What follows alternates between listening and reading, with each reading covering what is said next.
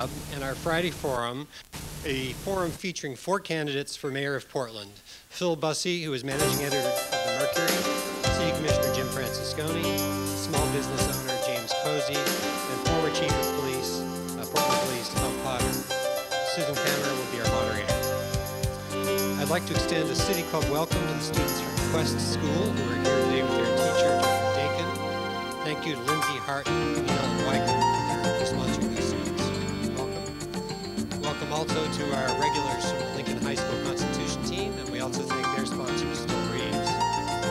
Before we begin our program, I have some items of City Club business. There's a lot going on at City Club, so I hope you'll bear with me here for a few minutes.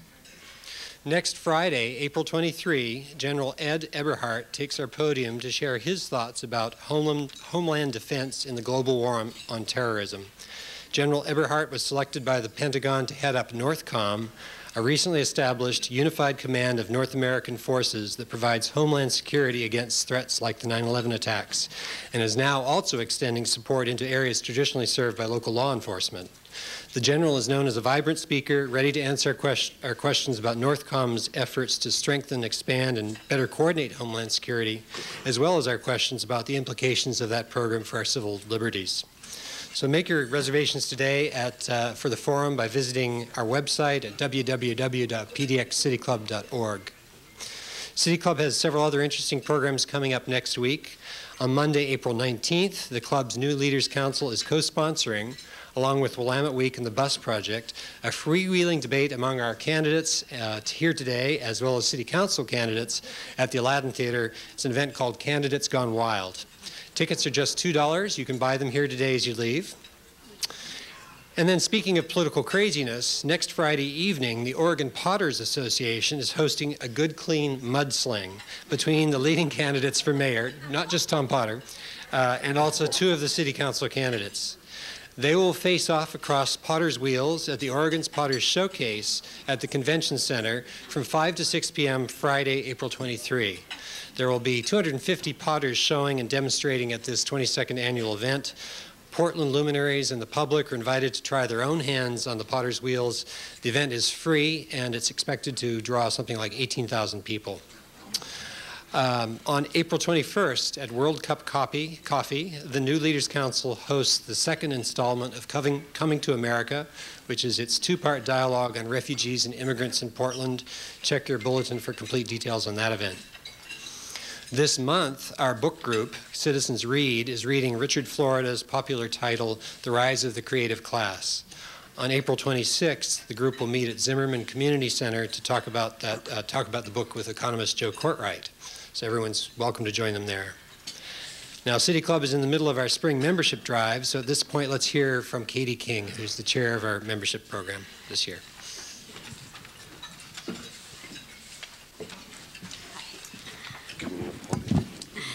Hello, City Club members and special guests.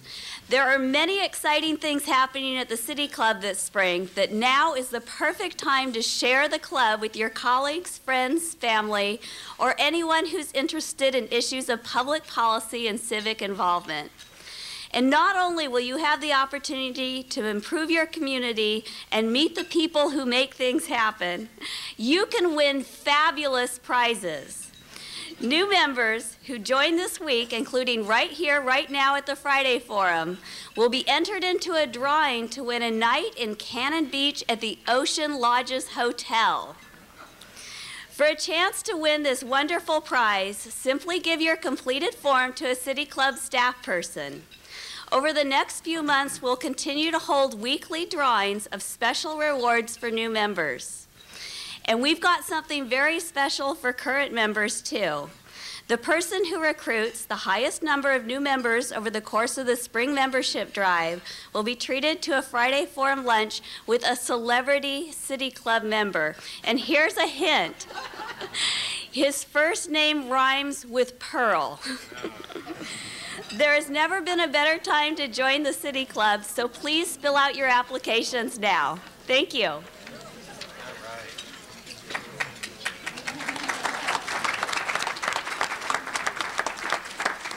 She certainly deserves the applause. She's doing a great job with her membership program. So, Broadcast of City Club programs this quarter is made possible in with corporate underwriting from Kaiser Permanente, Pope & Talbot, Inc., and Shorebank Pacific. We're very grateful for their support.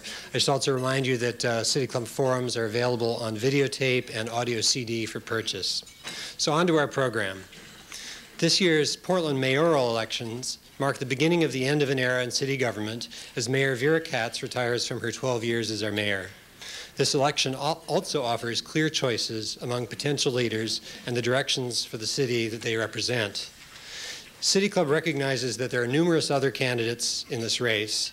City Club chose to hear from these 4 contenders in an effort to balance the constraints of providing substantive information in our 1-hour format with the opportunity to hear these 4 diverse leaders challenging each other over the future of Portland.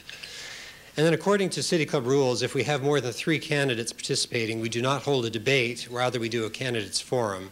So what we'll be seeing today or participating in today is not a debate, it's a forum, and it has a different format that you'll hear about from Susan Hammer. And so with the help of today's moderator, we'll learn about each candidate's qualifications and their ideas for shaping our city. Let me tell you just a little bit about our moderator. Since 1998, Susan Hammer has been an attorney with dispute resolution services with a practice focusing on mediation and arbitration, labor and employment law.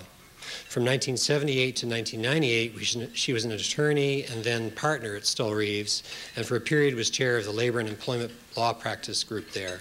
She is an adjunct professor at PSU and previously taught at Bennington College. She received her JD degree from Willamette University and clerked for U.S. Attorney for Oregon and former City Club President Sid Lezak and for Washington Supreme Court Justice James Dolliver. Now I'll turn the podium over to Susan and sit back and watch the action. Thanks, Susan. Thank you. All right,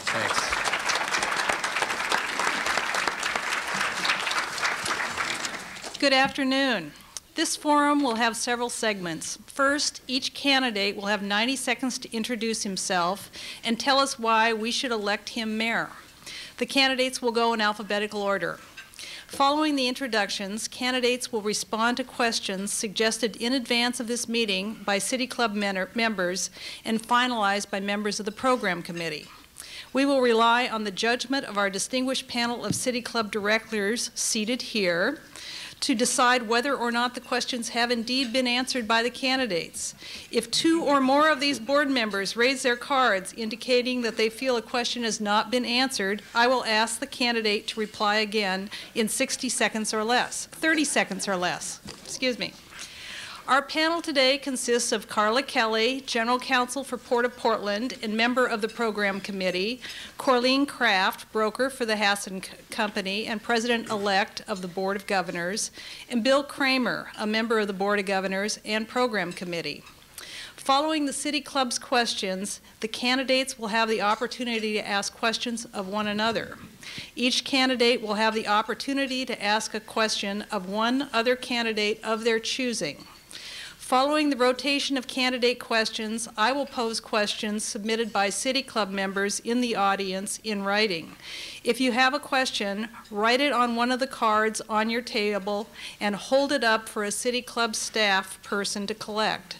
Please indicate to which candidate or candidates you are directing your question. We will be collecting questions throughout the program. Please be respectful and hold all applause or other expressions of pleasure or displeasure until the end of the program. Pat Roomer will be serving as our timekeeper today, and she will be signaling me when the time is up on each question. Before we get started, I want to briefly introduce each of our candidates. Again, I will introduce them in alphabetical order. Phil Busse has experience as an attorney, business advisor, and assistant director for the Center of Entrepreneurship at the University of Oregon. Today, he's managing editor of the Portland Mercury, writing a book about disabled athletes, and coaching the University of Portland crew team. Jim Francesconi came to Portland as a community activist at St. Andrew Church. He co-founded the Youth Employment and Empowerment Coalition, ran a successful small business for 17 years, and then won election to the Portland City Council, a post he has held since 1997. James Posey has been the owner of 2 businesses in Northeast Portland over the past 16 years. He served in the Air Force and Air National Guard and counts among his positions of probation officer, drug treatment counselor, and community center executive director. And last, Tom Potter spent 27 years with Portland Police Bureau, serving as chief of police from 1990 to 1993. He also served as executive director of New Avenues for Youth and is now a national consultant on community safety issues and an advocate for civil rights. Now, let's get started. And I'm going to ask each of the candidates to tell us in 90 seconds or less why we should elect you as our next mayor, beginning with Phil Busse.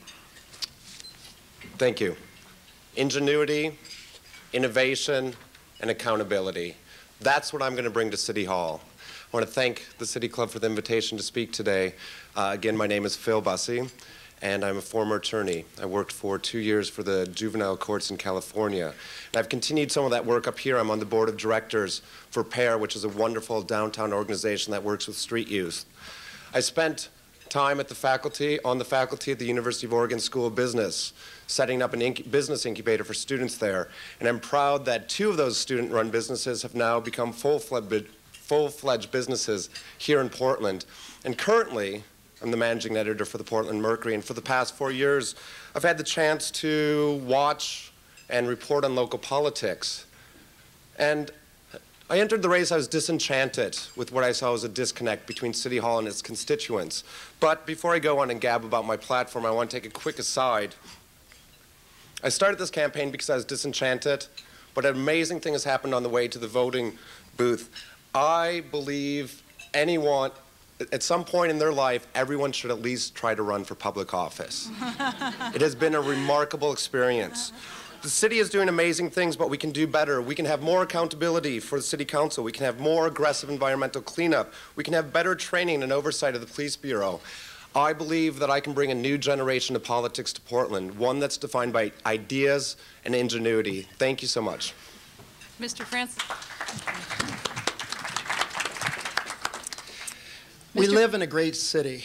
We're very proud of our parks, of our public transportation, and our public schools. These keep us together as a community. They're not repositories of the poor like older American cities. But all this is at risk, including this terrific quality of life. We've lost 45,000 jobs in the last 3 years. Young families are now choosing to live elsewhere, and there's a growing gap between rich and poor. As mayor of this city, I will set the agenda, I will drive the debate, but most importantly, I will work with you, our citizens in our neighborhoods, in our businesses, and our city workers to move our city forward. We will focus on 3 priorities. The first will be getting back to the basic fundamentals that keep families in our neighborhoods, public safety, maintaining our parks and our streets. But we'll also listen to our citizens who are hurting now financially. We do need performance audits in all the bureaus, just like I required in parks and Portland Public Schools. Second, I will lead the effort to fight for family wage jobs. We will support small businesses, we'll support our manufacturers, and we'll support Portland State and Oregon Health Sciences, a job creation in our own backyard. Above all else, I will do whatever it takes to keep our public schools. They keep families in our city, and they allow us to embrace the diversity that is our strength. Vote for me for mayor, but more importantly, let's work together for the future of Portland. Thank you. I'll remind you again, please hold your applause. And Mr. Posey. Thank you very much. Good evening, good afternoon, everyone. You all can say good afternoon. Good afternoon. Thank you, appreciate it. Listen, I normally would shoot from the hip and just kind of tell you what's on my heart, but this group is so important, I'm just going to actually read the items that I think are important about my campaign. In this campaign, I wanted to capture the imagination and support of Portland voters. I am struck by the enormous possibility of this great city. At times, I am mesmerized by the city's natural beauty and glowing vitality. I thank God that we have a chance to make Portland what we all know it could be. The question is, why should you vote for me? Well, it's pretty simple. You should vote for me because I represent a new and different outlook on government. An outlook that understands that our first priority must be to generate and maintain an economy sufficient to sustain our quality of life. I should repeat that one, but I'm going to go to the next one. An outlook that genuinely appreciates the plight of the average hardworking citizen in this community. An outlook that understands that the city government should work for the majority of its citizens rather than for big money and other powerful special interest groups. I could read that one again, too. An outlook that will demand accountability at all levels of government, especially our police department. An outlook that will seek to tax you less and provide you more services. Thank you. Outlook that generalizes. Time is up. Thank you. Just vote for me. Okay, Mr. Potter. Our city needs backbone. We need a mayor with the courage of his convictions. As a leader, I am always the agent for change. I am decisive. I insist on and get results. I turned around a tradition-bound police bureau to focus on community policing. We built trust with our diverse communities, reduced crime, and became a model throughout the country. I set up the National COPS program, putting tens of thousands more community policing officers on the street. I led New Avenues for Youth through a time of crisis. We created a system that focused on serving homeless youth. The citizens of Portland are electing their next CEO. Our trust in City Hall must be restored. Listening, outreach, and action will be the hallmark of my administration. It won't take me 8 years to see the need for change. It took me 3 years to shift the culture in the police bureau. It took me 1 year to turn around New Avenues for Youth. As mayor, I will take my first 100 days to lay the foundation for change. Most candidates promise new programs to show they are leaders. In Portland, true leadership is about ensuring city bureaus work together. It's about agreeing on priorities and sticking with them. It's about listening to the people. This election is about leadership and who has the ability to motivate and direct change. I am that leader. Thank you, and I did it under a minute and a half. Okay, thank you very much. We will now move to the portion of the program where I will ask questions prepared in advance by City Club members. Each question will have a primary answer and a secondary answer. If the candidate is called on to provide the primary answer, he will have 60 seconds to answer. Following the primary answer, I will call on another candidate to provide a secondary answer in 30 seconds. Each candidate will have the same number of primary and secondary answers. The candidates have not seen these questions in advance. The first question is for Tom Potter. Mr. Potter, the city charter does not allow direct involvement in the schools, yet the city has been providing financial support to school programs for more than a decade. What do you believe is the appropriate relationship between the city and the school districts in Portland, and what changes, if any, would be necessary to achieve that relationship? First of all, I believe that our children are everyone's responsibility. It's not just for the school to educate our children, it takes an entire community. And so as mayor, I will work with the school districts, I will work with our political leadership, I will work with our community to begin to rebuild the foundation of our community, and that is our children. I want to make sure that our children have affordable housing. I want to make sure that by working with our city and our school districts, that we begin to develop curriculum that's appropriate for children. We address the achievement gap. We make sure that every child has that opportunity to succeed in life. We have a very critical few years in front of us. We're going to be coming up on the ending of 2648 in the next year and a half, 2 years, and we need to prepare for that and make sure that we are ready when the time comes, that we can assume the tax burden for the school system, make sure it's in place, and that our children are being educated. Thank you. Mr. Posey, you have 30 seconds to respond. I agree with all that Tom said. I think the critical thing for our citizenry is to understand that we must have results. The problem that we have in our schools now is that we're caught between paying for a school system that doesn't have the results that we want. And if we really want to get everybody in this community behind the school system, then we must be able to produce or have results in our educational process. Thank you. The next question is for Phil Busse. Mr. Busse, we often hear critics say that government should be run more like a business. When should government act like a business, and when shouldn't it? I think government should act like business when it needs to be accountable for fiscal matters. I think that we have a few examples where its enthusiasm for civic projects such as PGE Park has gotten in front of its business sense, which has been unfortunate. I think that one of the main themes right now with local government is unfortunately that it is run perhaps too much like a business, with deals behind closed doors and plans behind closed doors. My campaign has promised to bring accountability and governmental transparency. And some of the ideas to do that, moving city council meetings into neighborhood forums. Currently there are 300 sites that have the technological capability to actually have a city council meeting there. I think that we need to make sure that we have the philosophical desire to bring the community back into the process. And I think when we're making decisions that affect our parks, that affect our schools, that affect our neighborhoods, that affect our business districts, that we need to involve the community from the bottom up. Thank you. Thank you. Mr. Francesconi, you have 30 seconds to respond. Government should act like a business with major capital projects. Makes no sense for a 100% publicly financed baseball stadium, building Memorial Coliseum at $100 million of the public expense. No business would do that. When the private business shows up willing to invest, then the government can match it.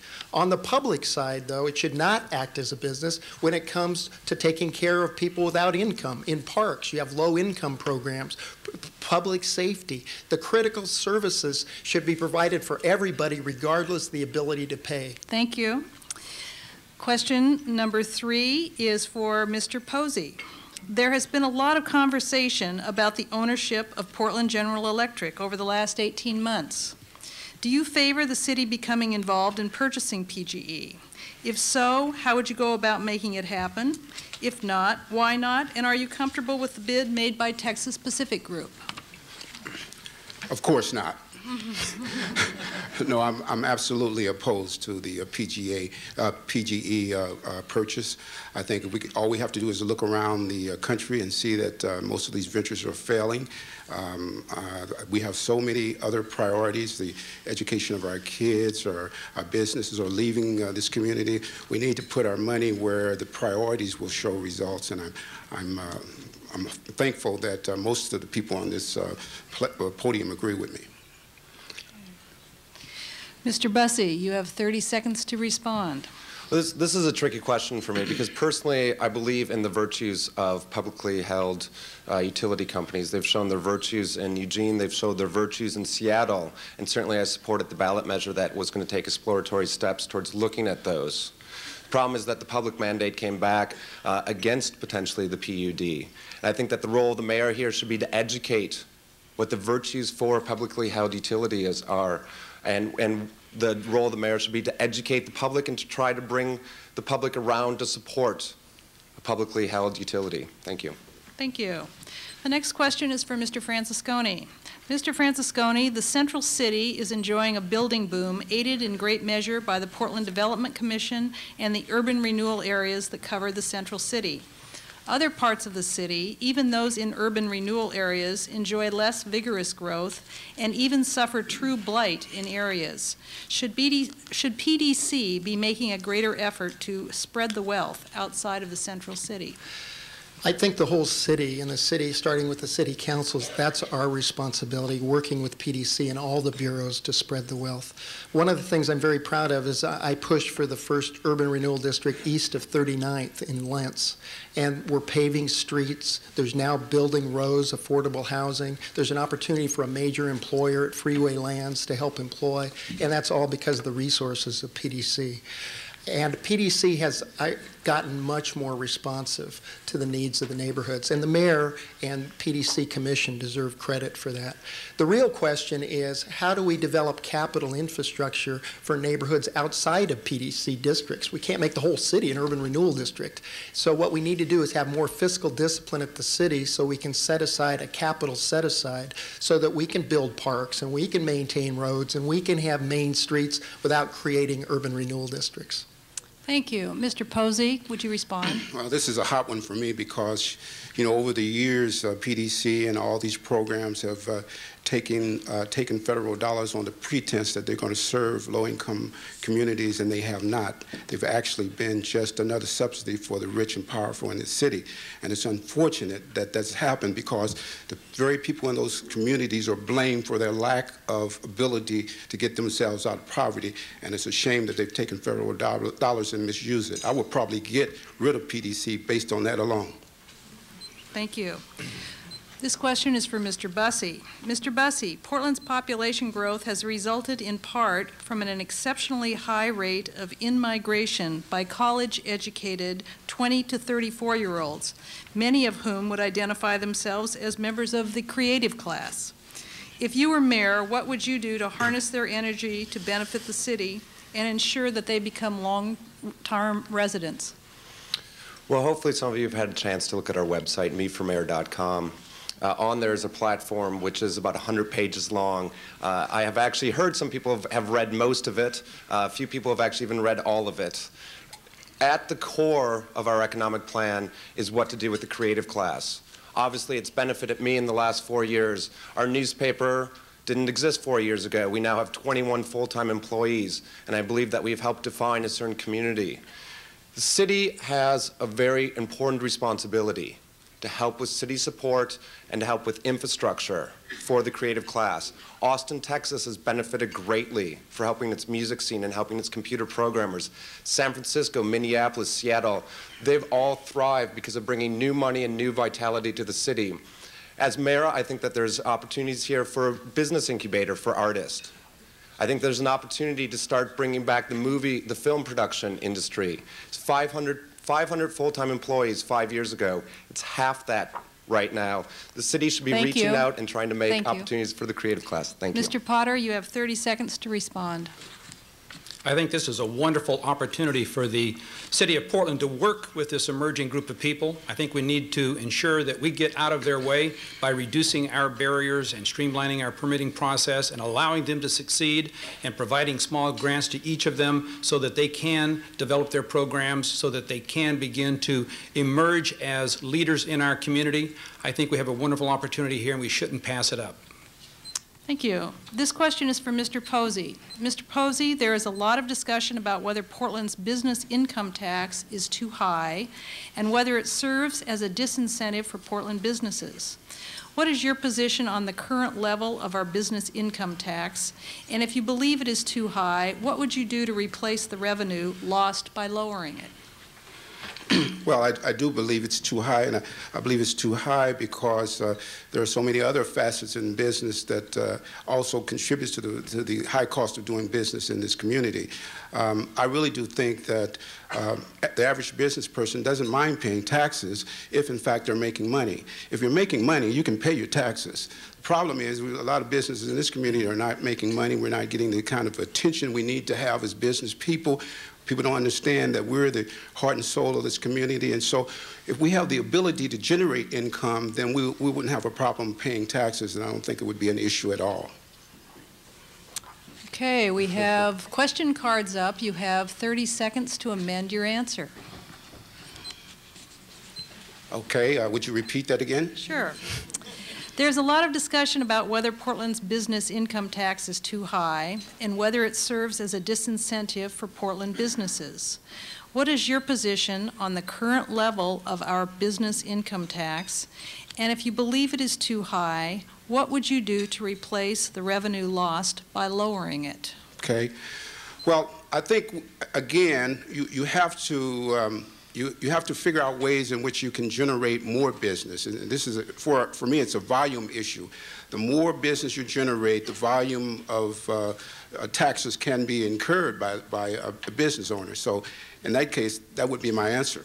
Okay, thank you. Mr. Potter, you have 30 seconds to respond.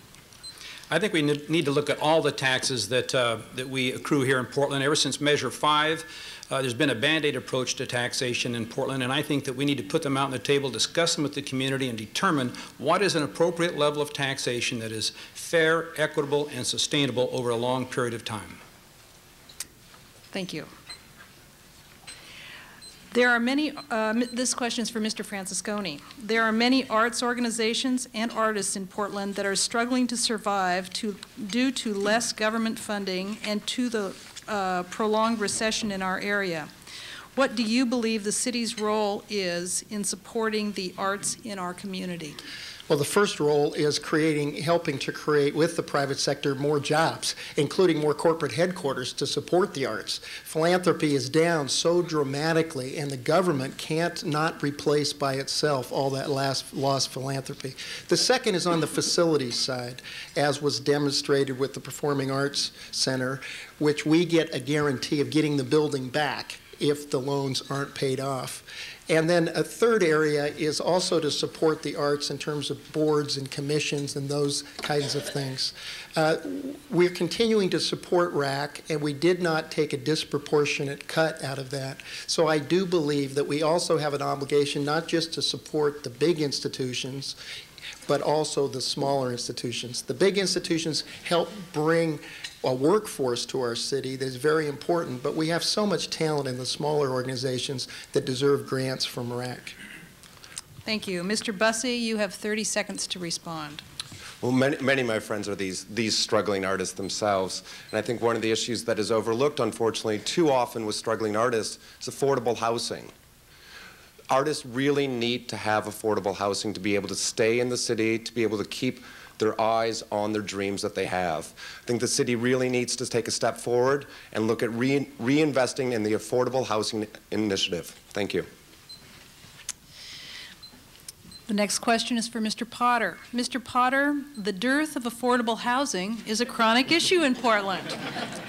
Would you support state legislation which would allow Portland and other communities to afford affordable housing through a real estate transfer tax? What other funding methods would you support for affordable housing? I support the real estate transfer tax because I think it's a good way for citizens to give back to those who can't afford affordable housing. And I would also look at other tax systems. I would look at the tax increment financing program, so as we spread out urban renewal areas throughout Portland instead of concentrating in downtown, I would like to see more of the money put into affordable housing. We need 90,000 units of affordable housing in Portland. We need to be able to respond quickly to that. We need to have an appropriate tax base for that. I think it's up to the citizens of Portland and of Oregon to figure out how we're going to do that. But the leadership is necessary in order to begin to move people towards finding solutions to affordable housing. So I would look at every tax system. I would look at see how we could create more opportunities for home ownership, particularly in minority and low-income communities, so that every citizen has that chance, because affordable housing provides stability for families, it provides stability for children going to school, it creates the opportunities for people to succeed in life and to have living wage jobs. Thank you. Mr. Francesconi, you have 30 seconds to respond.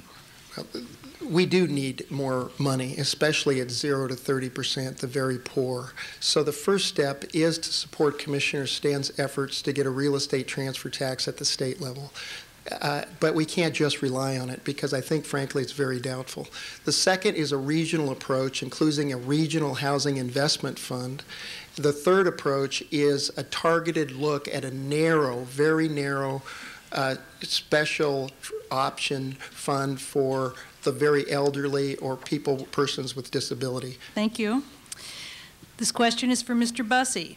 Mr. Busse, a recent study by the city reports that African Americans are twice as likely to be stopped by the police as white people, and there have been 2 recent police shootings of unarmed African Americans during traffic stops. How would you explain why this is happening, and what would you do to address it? I've had a chance over the past few months to attend some of the meetings up in North and Northeast Portland, Youth Summit meetings, and one of these 16, 17-year-old black teenager stood up and he said, I'm a 3.5 student. I've been in handcuffs 5 times. I've never committed a law. He's like, I have a question for one of the officers here. Why are you profiling me? And the officer's response back was, because there's one of 2 ways that people are making money in this neighborhood, either by that rap music trend or by selling drugs. And I think that right there drills to the bottom of what we need. We need to change how people are being viewed, how the youth, how the African Americans, how the minorities are being viewed in this town. We need better training. We need better training. We need to make sure that the police are getting out of their vehicles. Our campaign has recommended at least a half day per month for an officer for community service. Our officers need to integrate more into the communities that they're serving so they can better understand them. Time, thank you. Mr. Posey, you have 30 seconds to respond. Well, I think the issue here is the perception is that this is a black problem.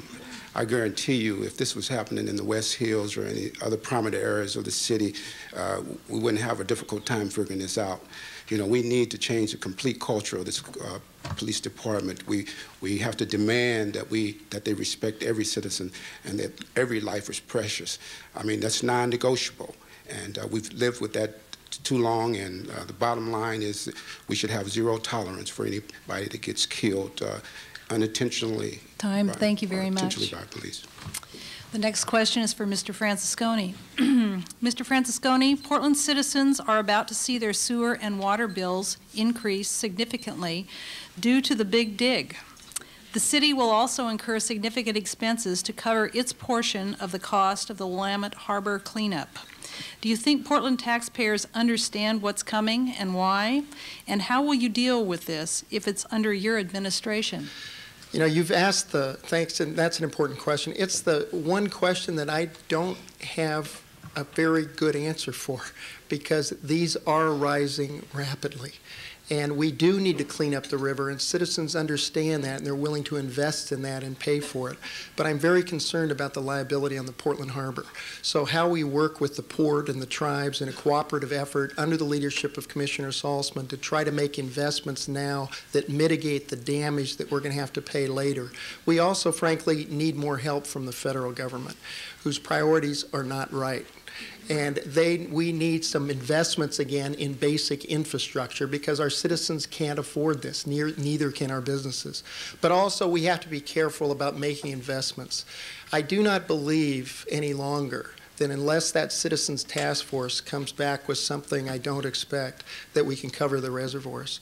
The issue is $85 million that it would cost. Mr. Potter, you have 30 seconds to respond. We were aware of this problem 50 years ago. We were aware that our water system was going to need to be replaced, that it was dumping sewage into the Willamette, and we did not do anything about it. We didn't put reserves aside. Furthermore, we compounded the problem by deferring maintenance on our water system and our sewer system. Under my watch, this would not happen, and I think to explain to citizens that this is going to have to occur. But on the other hand, if we do good planning and create a vision for our city, we won't be giving this problem to people 50 years from now. Time, thank you. Mr. Potter, the next question is for you. Design is a word that receives a lot of attention in Portland. How would you support Portland's distinction for quality urban design while also responding to criticisms that the city's planning and permitting processes are too complicated, too expensive, and too time-consuming? First of all, I think urban design is tied closely to having a vision for your city. And as mayor, I'm going to work with the citizens to create a shared vision and a plan and priorities, so that when City Council sits down at their workspaces, they're going to have the opportunity to make decisions that are going to affect our future. I want to make sure that as we sit there that we are doing the business of the citizens and ensuring that their priorities are our priorities.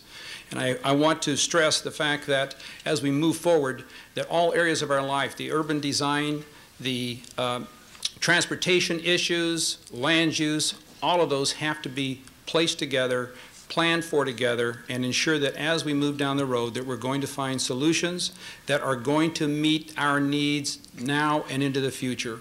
So as mayor, I would want to make sure that urban design is an integral part of our vision and our plans for the future. There are question cards up. You have 30 seconds to amend your answer. Could you repeat it, please? Okay. The question is, design is a word that receives a lot of attention in Portland. How would you support Portland's distinction for quality urban design while also responding to criticisms that the city's planning and permitting processes are too complicated, too expensive, and too time-consuming? Well, first of all, the city does not have a plan for the future, but on the other hand, what we need to do is to streamline the permitting process, reduce the barriers to effective businesses, reduce the planning time it takes, and I think that by working together with the citizens, we can reduce the amount of time it takes for a plan to come into place, and not just a plan that's created at City Hall, but a plan that is made in conjunction with citizens. And by working together, we can reduce those barriers and we can streamline the planning process. Thank you. Mr. Busse, you have 30 seconds to respond. Well, I think that one of the things that I've learned is that when you don't know the best answer, you need to ask the experts. We have had some exciting design projects in the last couple years. Pearl District has been an amazing opportunity to watch urban design come about. The EcoTrust building should be a polar star for how we want to design in the city. I think as far as the streamlining the permit process, we need to go to the architects that have worked on those projects and find out what barriers they've faced and how they would recommend getting rid of those. Thank you. The next question is for Mr. Posey. Mr. Posey, City Auditor Gary Blackmer and Commissioner Eric Sten have recently proposed what they are calling clean campaign finance reform, which would allow candidates to voluntarily reject private contributions after collecting a number of small qualifying contributions in order to receive publicly financed campaign funds. It appears that this proposal will come to vote in July. If you were mayor, would you vote for or against the proposal, and why? I would vote for that, and I want to commend Commissioner Sten. He's a marvelous guy for proposing this sort of ordinance. The reason being is because we all know that there's a direct relationship between clean money, clean air, clean water, clean everything. And if you all out there believe that money doesn't have any impact on the political process, I have a bridge I want to sell you.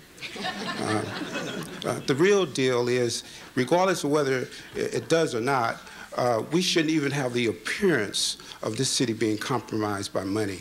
And I think all of you all that are out here, you ought to get behind Commissioner Sten and make sure this comes about. Mr. Francesconi, you have 30 seconds to respond.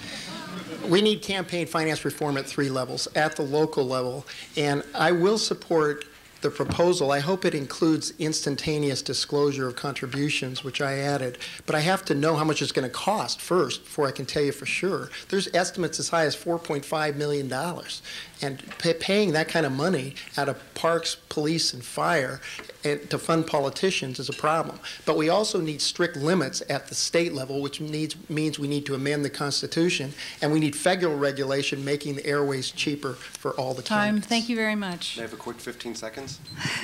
Nope, sorry. Okay. Your time will come during the questions, I'm sure. Okay, here we go. During this portion of the program, each candidate will have the opportunity to ask one question of another candidate. Questions must be asked in 30 seconds. The answering candidate will have 1 minute to respond, after which the questioner will have the option of a 30-second rebuttal. We're going to begin with Mr. Posey. Mr. Posey, please state your question and the candidate that you would like to have answer your question. I wonder who that could be. Mr. Francesconi. Okay. What's question? state your question. Jim, Commissioner Leonard was here last week, and he made reference to the fact that he had the most diverse workforce or staff than any of the commissioners. And my question to you is you've been in office for X amount of years, and how can he trump you on diversity when you spend so much time talking about diversity around the entire city? Well, I commend Commissioner Leonard for having a diverse staff, and it's incumbent upon all of us to have a diverse staff. I'm proud of having the only Latina that I'm aware of at City Hall from Programa Hispano, and who gives access to a whole group of folks that you wouldn't see otherwise. I've had 3 African Americans work for me, including Malik Bell. And I've appointed the first woman parks director in the history of parks, which is a scandal, actually. So I've also required diversity efforts in all of our bureaus. And we have the highest proportion of contracts in transportation to people of color. So we also have a diverse strategy to use transportation infrastructure to provide jobs. And we pulled together PDC, the streetcar, light rail, extension of I-5, so that there's contract opportunities with infrastructure. I'm actually proud of it, James. Thank you. Mr. Posey, you have 30 seconds to respond. Well, you know, Jim, you were here at City Club about a year ago talking about one community and talking about the distinction between black and white and rich and poor. And quite frankly, I'm concerned because when I look at your performance as a commissioner, I don't see any changes from the time that you were here a year ago. And I'm wondering what was can you describe some of the things that you've done to make the changes in what you talked about a year ago? Thank you. Can I Time. respond? Nope, sorry. Okay. But Mr. Francesconi, please state your question and the candidate you would like to have answer. Well, this whole community has made an enormous effort at all levels to kind of support our public schools over the last 10 years. And Tom, can you tell us some of your ways that you've participated in that, your ideas for the future? Well, first of all, I contribute 11 grandchildren to the school system. But more importantly, for the purposes of this discussion, is that in the last 10 years, I have been working on public safety issues. I have been working on homeless youth issues. I've been volunteering with various agencies to increase the opportunities for children to succeed in our society. And it's succeeding in school, succeeding in life, having safe communities to ensure that they achieve the most opportunities they can. So I have worked in a lot of different areas. I haven't worked directly with the schools, but I'll tell you this, is that my heart is there, and I intend to be with the schools, and as mayor, I will make sure that we resolve this issue, the funding issue for schools, once and for all. Mr. Francesconi, you have 30. Mr. Potter, we have some question cards up. Oh, I'm sorry, I didn't see You have that. 30 seconds to amend your answer. Could you repeat it then? It's all Could you right. repeat it, please? Just waive that. Well, I think we should just waive it, unless you want to, Mr. Potter. Tom. I think No. that's your option. Mr. waive it. Francesconi, would you like to respond? Well, this has been my highest priority. I mean, it started with the performance audit for Portland schools, but then I'm very proud of the effort with Bev Stein, Diane Lynn, who's here in the county. We have 45 schools that are open till 10 o'clock at night. We've been putting city resources. We're serving 5,000 kids, and we're tying it to school improvement plans. I've also asked more than 45 employers to partner with schools to provide mentors, performance measurements, and then I've advocated and helped support the funding measures for the schools. I'm actually very proud of those efforts. Thank you. Mr. Potter, would you please state your question and the candidate you would like to have answer? Commissioner Francesconi. On March 1st, you said that marriage was between a man and a woman. Later, you said you believed in civil unions for gays and lesbians, and more recently, you said you believed in gay marriage. On April 7th, you voted to support the Clean Campaign financing resolution while receiving big money contributions that violate the spirit of your vote. My question is this: what do you really believe about those issues? Well, on the first issue of gay marriage, my first statement was civil unions that guarantee equal protection of the law to everyone. And then the next day I realized, after talking to Basic Rights Oregon, there's no such thing. So the very next day I said gay marriage. because it's the right thing to do, and we need to honor commitment. And that's on the issue of the clean campaign. We need clean campaigns, and I'm running one. And I'm proud of the 1,100 contributors, big and small, more than 500 contributions of under $200. I'm proud of the labor support. The unions represent the janitors. They're walking door to door for me in Buckman this weekend.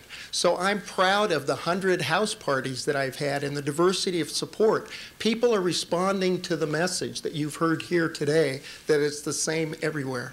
Let's get back to the fundamentals. Let's have jobs for everyone. Let's have good schools. And the fourth, let's embrace all of our people, including all of our diversity. Time, thank you.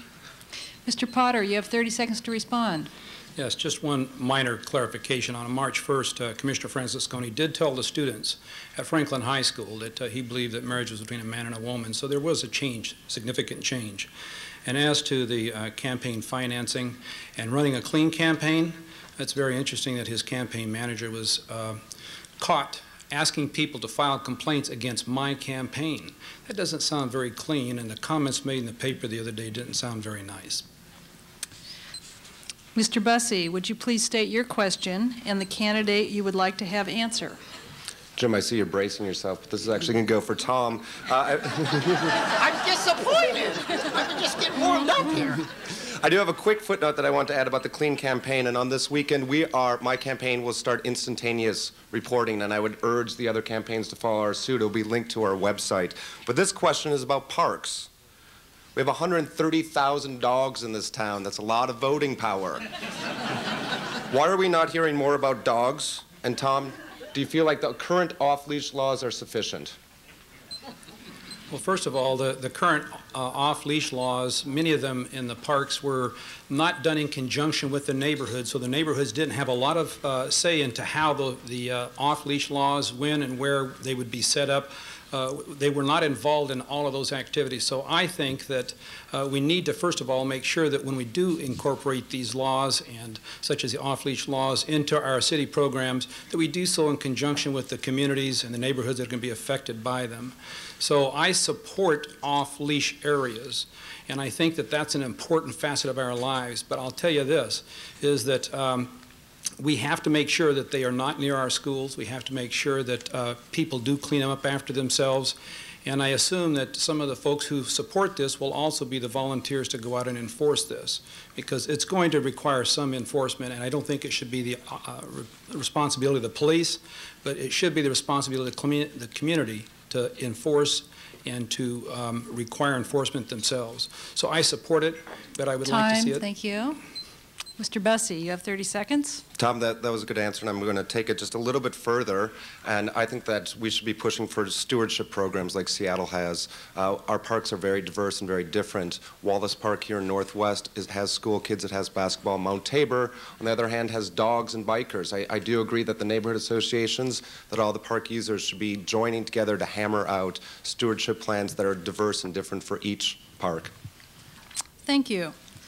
Now we move to the final segment of the program. In the time we have left, I will pose some of the questions submitted in writing from City Club members in the audience.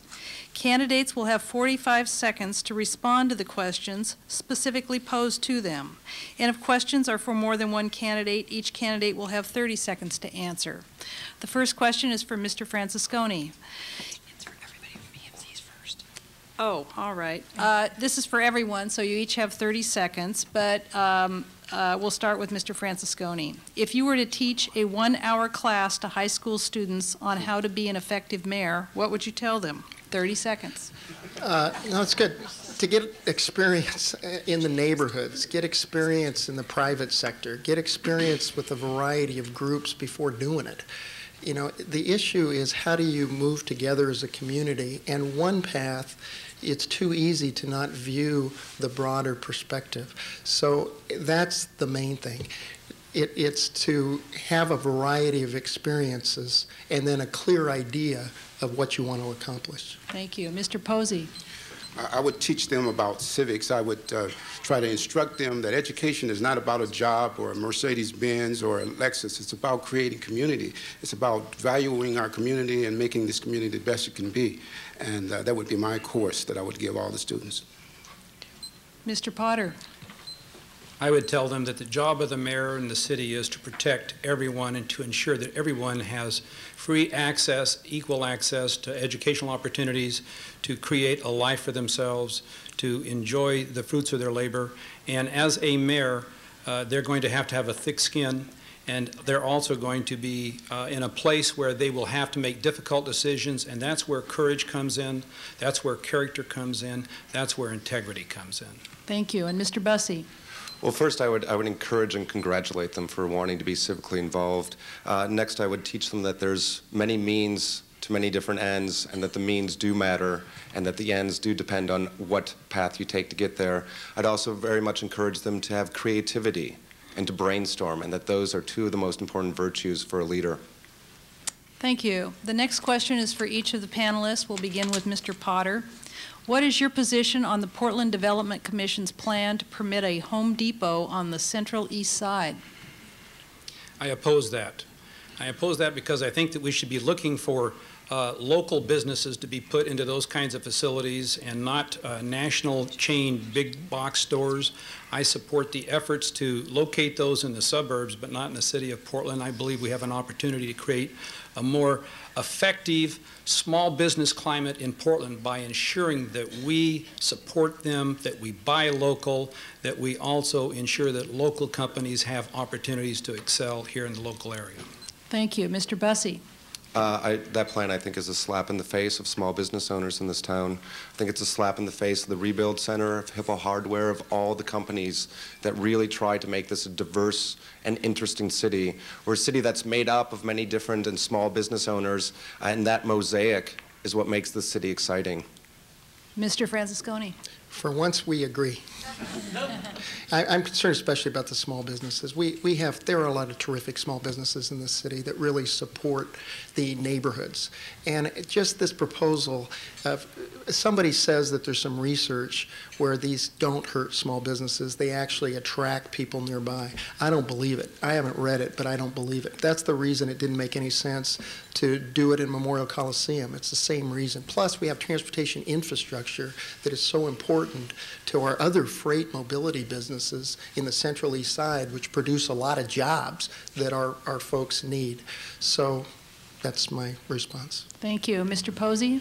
Well, I agree, except that in most cases there's a lot of rhetoric. It's not really doesn't show out on the ground. The city will talk about supporting small businesses, yet they will go somewhere and buy it from a big company because it has a price differential. So you can not only talk about it, you really have to practice it, even if it hurts sometimes, in order to have a long-range approach to sustaining our small business. I am a small business person, so I know they're just talking. They're for real. Okay. Thank you. Next question is for each of the panelists. Were we that bad? Beginning, for radio listeners, the lights went out temporarily. This is for each of the panelists, beginning with Mr. Busse. Downtown Portland has panhandlers on every corner. What are your ideas to solve this important problem? I think that the approach for homeless and for panhandlers needs to be twofold. We need to listen to the interest of small business that are obviously, or business downtown that are obviously concerned about it, but we also need to roll back the approach that we've had, which is criminalizing homeless and panhandlers. Sit-lie ordinance is very unfortunate. It targets and makes criminals out of the homeless without solving their root problems. We need to figure out what the root problems are: mental health issues, job issues, drug and alcohol abuse issues, and those need to be what City Council is pushing for. Thank you. Mr. Francesconi. Well, I didn't support, nor did anybody on the council, a sit-lie ordinance, and so it was not passed. And I'm actually proud of the support from Kathy Oliver in this campaign. So we do need housing, we do need employment alternatives, we do need those approaches for our young. But we also have to understand that our businesses downtown do it is just hard for customers. And our businesses downtown, contrary to a prior question, are actually very fragile. So we do need to discourage this without criminalizing it. Thank you. Mr. Posey. Yeah, I agree. Those people didn't drop in from out of the sky from moon somewhere. They have families, they have friends, they have sisters and brothers. I think we ought to spend some time finding out where those people's relatives are so they can figure out, do they really want their relatives to be out in the street panhandling? I'm suggesting that we need to shift this back to the people for accountability for their families. I'm not going to let my family be out in the street panhandling. And if they are, then they're going to have to answer to me. There's something wrong with that. Thank you, Mr. Potter. 60% of the homeless people downtown have serious emotional and mental issues and drug addiction issues.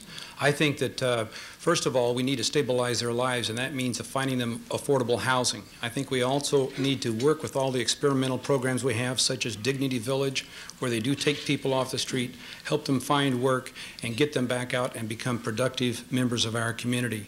So every time I talk to homeless advocates, they say, get them into houses, find affordable houses for these people, and we can begin to solve their problems. Time, thank you. The next question and final question is for each of the candidates, beginning with Mr. Posey.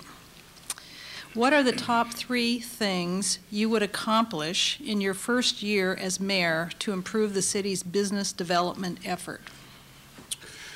Well, I would, the first 3 things I would do is really talk to business, make sure that they understand that we're really on their side. And a lot of this is about having a relationship. I mean, as corny as it sounds, it is about having a relationship and being able to relate. Secondly, I would, in fact, physically reduce the barriers to doing business in the city, the taxes, the downtown office. When you walk into downtown to get your permits, people will know that you're getting a service and you're not just being shifted around. Time, thank you. Mr. Potter. The 3 things I would do as mayor to enhance the relationship with the business community is to make sure that first we retain our businesses, and that is removing the barriers that the city puts in place and also encouraging businesses to stay here by working with them on issues such as our taxes. Secondly, I would want to make sure that we expand businesses and working particularly with our small business community to make sure they have opportunities to expand by giving them grants, by helping them market, by buying local. Third, I would also want to make sure that we attract businesses into Portland. Mr. Busse. Well, we actually have 100 ideas for our first 100 days, and I hope people will pick that up on their way out or check it out on meformayor.com. I think there's 3 things that I would do. One, I'd have City Hall stop looking at small businesses the way the vulture looks at a prey. Second, we have business development grants, which I think can help encourage the development of the small new businesses and also encourage established businesses. And finally, City Hall should be a conduit to create partnerships and opportunities by taking established businesses, using that experience to help with small businesses. Okay. We are out of time. Oh, whoops, my turn. Oh, I'm sorry, Jim. Sorry. I'm sorry. Mr. Francesconi. The Machinists Union gave me a sign, jobs worth fighting for. It's going to be behind me every day if I get the opportunity to be mayor. The 3 things will be, first, to continue to reduce the business income tax, system development charge in small business, streamline the permitting. That's one. The second, it's a much more aggressive recruitment and retention strategy, primarily funded by the private sector. And number 3, we're going to help build that engineering building at Portland State, which will get 42 labs as soon as that's built. Those are the 3 things. Thank you very much. And finally, we are out of time. Thank you all for your participation in today's forum.